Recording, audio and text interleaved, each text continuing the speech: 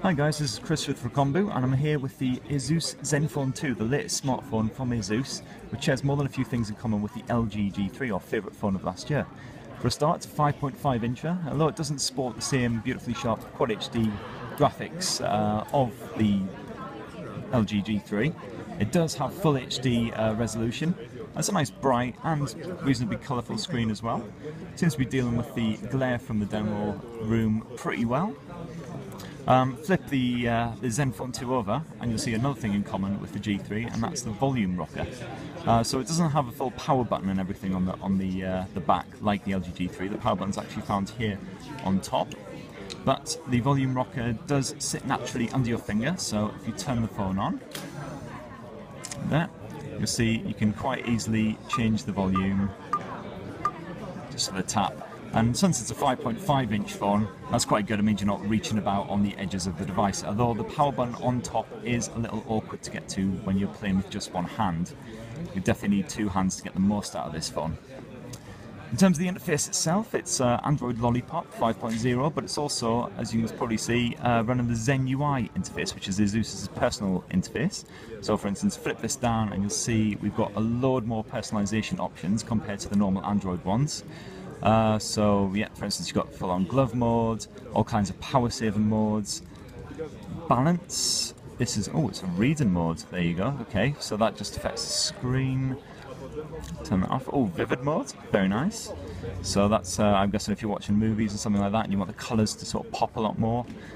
So yeah, so you've got all kinds of different modes that you can fiddle around with, the usual brightness effects and everything as well.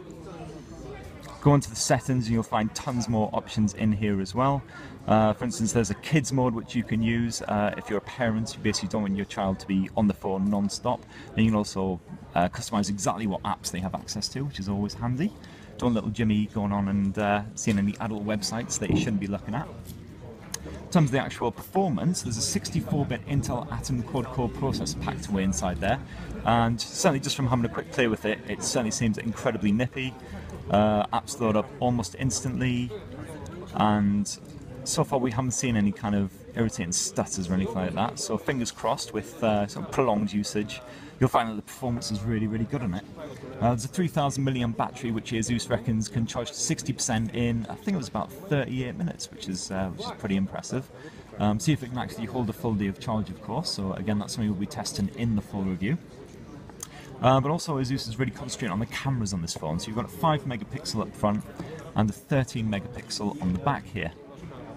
And if we go into the camera app, so far we've had a bit of a play and we are very impressed with the results. So for instance, we've got a nice ball of fruit here, conveniently placed, so let's just get it there.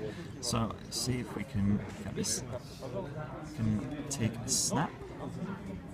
This is on full-on auto mode at the moment. And if we go into the gallery, you see there's quite a good amount of detail packed in there. Certainly using all those megapixels for maximum benefit. If you get back out of the gallery, let's go into here. There is the usual sort of range of modes, but Asus also reckons this has got the best possible HDR mode in it. So let's do a quick demo with that. You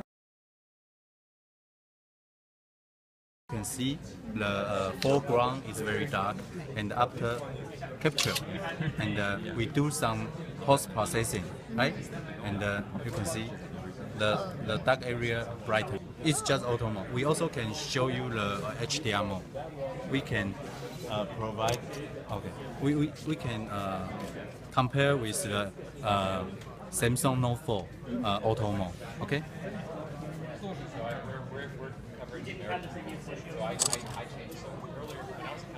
Yeah. Auto mode, also the auto mode.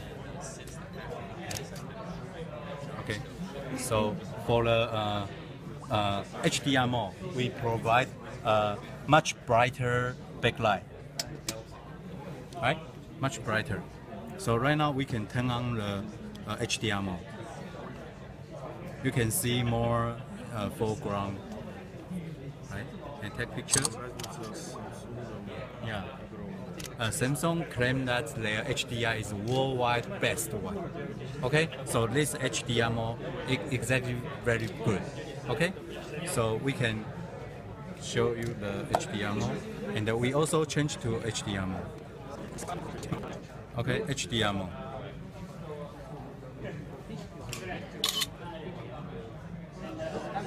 And in the future, we will do some improvement. Yeah. So this is HDR mode. It's worldwide best one. Yeah. And you can see that not only the HDR mode, but also the auto mode. Auto mode is the most user used. Yeah. So I think auto mode is